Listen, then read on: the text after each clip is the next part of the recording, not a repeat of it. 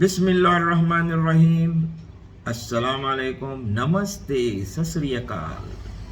मी रत्नागिरीतून रियाज नाकाळे, आपला कोकणी माणूस. 2024 विधानसभा इलेक्शन पार पडलं आहे. आपल्याला सर्वांना माहीत आहे हे इलेक्शन कशा पद्धतीने पार पडलं आहे. लाखो करोडो रुपये खर्च करून हे इलेक्शन पार पडलं आहे. ह्या लोकांनी आपला महाराष्ट्र, आमची मुंबई विकलेली आहे. त्याचा हे ॲडव्हान्स पेमेंट म्हणून होता. तोच पैसा खर्च केला जात होता. ठीक आहे, मी आपल्याला एक गोष्ट सांगतो. आमचा महाराष्ट्र आहे ना, महाराष्ट्र, ह्याचा महत्त्व फार, आमच्या देशामध्ये फार मोठा महत्त्व आहे. मला वाटते आपल्या भारत देशामध्ये सुमारे 41 राज्य आहेत. ते जेवढे 40 राज्य देशाच्या तिजोरीमध्ये जेवढा पैसा जमा करतात त्याच्याहून कितीतरी पट्टीने जास्त आमच्या महाराष्ट्रातून दिल्लीच्या तिजोरीमध्ये पैसा जात असतो. कारण आमच्या महाराष्ट्राला, आमच्या मुंबईला फार महत्त्व आहे. पण आज महाराष्ट्राची परिस्थिती काय आपल्याला माहीत आहे. आज आमच्या राज्यातला शेतकरी मरण येण्यापूर्वी आत्महत्या करतोय. आज माझ्या देशातला युवक नोकरीसाठी दरबदरची ठोकरे खातोय. नोकरी नाही, त्याला बेकार आहे, तो फिरतोय. काय लोकांनी हा दिलं, आमच्या राज्यकर्त्यांनी काय दिलं आमच्या महाराष्ट्राला. जाऊन बघा. आज एकेकाली आपला महाराष्ट्र पूर्ण भारताची मिनी दुबई म्हणून समजायचे लोक त्याला. आमच्या महाराष्ट्राला, आमच्या मुंबईला दुबई म्हणून उल्लेख होत होता. पूर्ण भारत देशातून लोक नोकरीला यायचे. आमच्या देशात नोकरी करायचे, बिझनेस करायचे, धंदे करायचे, सर्व आजही करतायत. आम्हाला पण गर्व वाटायचं. पण आज आमच्या राज्याची हालत फार बेकार आहे. हे राज्य करताना कुठे गलत आहे. म्हणून आपल्या राज्यातून युवकाची काय परिस्थिती आपल्याला सर्वांना माहीत आहे. आज आपल्याला माहीत आहे आपला देश हलू हलू हलू हुकुमशाहीकडे चालला आहे.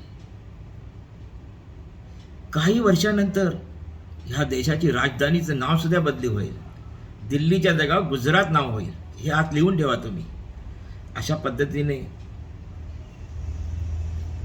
देश चाललाय. आपल्याला माहीत असेल हो, मी 40 वर्षापूर्वीची गोष्ट करतो. हे गुजराती आणि मारवाडी लोक आमच्या महाराष्ट्रात यायचे, गावागावात जायचे आणि एखाद्या गावाच्या घरी जाऊन तिथे बाहेर त्यांच्या पडवीमध्ये किंवा बाहेरच्या भागात एखादी टपरी म्हणून घालायला जागा मागायची. आणि आमचे लोक चांगलेच असायचे ना महाराष्ट्राचे, ते त्यांना पटरीसाठी जागा द्यायचे. ते टपरी घातला नाही की काहीच वर्षानंतर टपरीचा मालक घराचा मालक होतो आणि घराचा मालक टपरीवर येऊन बसतो. अशी परिस्थिती होती ह्या लोकांची.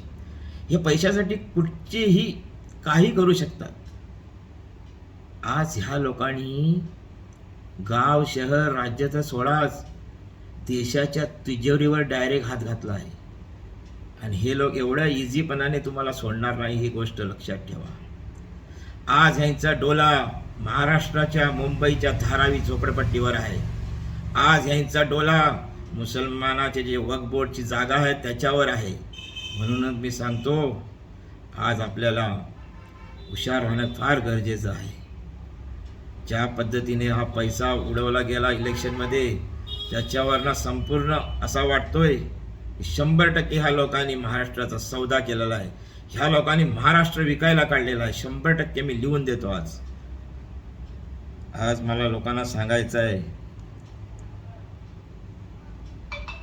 की आज आमचे जेवढे पण सरकारी बांधव आहेत, सरकारी अधिकारी असो, कर्मचारी असो, सर्वांना मला विनंती करायची आहे. मग त्याच्यामध्ये पोलीस खाता असो, मिलिटरी असो, सर्व सरकारी खातेदारांना सांगायचं आहे की आपण काही पैशासाठी ह्या आपल्या देशाशी गद्दारी करू नका. नाहीतर एक दिवस असा येईल की हीच लोक तुम्हाला तुमच्या ऑफिसमध्ये, तुमच्या कार्यालयामध्ये जाऊन घुसून तुम्हाला मारतील. त्यावेळी तुम्हाला आठवण येईल. म्हणून थोड्याच्या पैशासाठी आपला विश्वास विकू नका, आपला विश्वास गमवू नका. थँक्यू, धन्यवाद.